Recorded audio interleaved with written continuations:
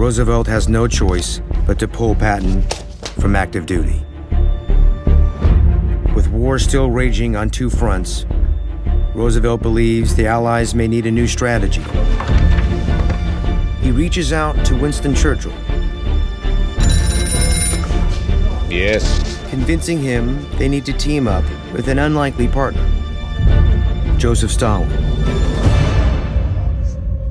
Roosevelt and Churchill know that Stalin is a brutal tyrant who shares more in common with Hitler than with them.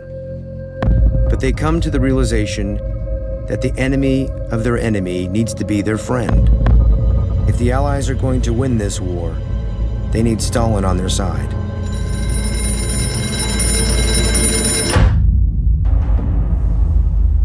Roosevelt and Churchill persuade Stalin to meet them for an unprecedented conference at the Soviet embassy in Tehran, Iran.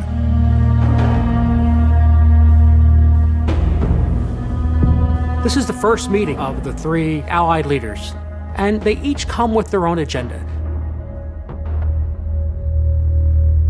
Stalin is clearly in the strongest position.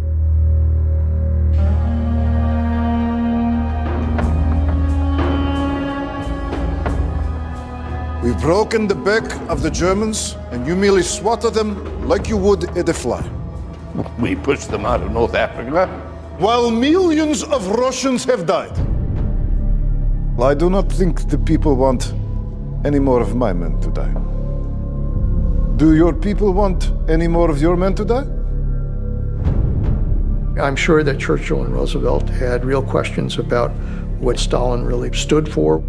What kind of leader would he be in a post-war period?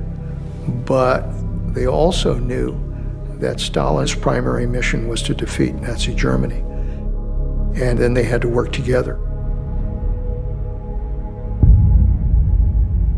We need to win this war.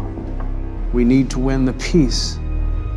That certainly didn't work out very well last time at Versailles. A piece of paper has little power to keep people apart, much less hold them together. We need to ensure that Germany can't threaten Europe again.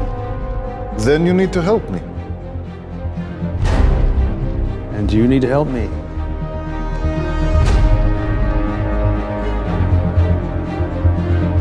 Now let's talk about Japan. I will help you with Japan if you help me with Hitler. If there is no invasion, then I cannot help you with Japan.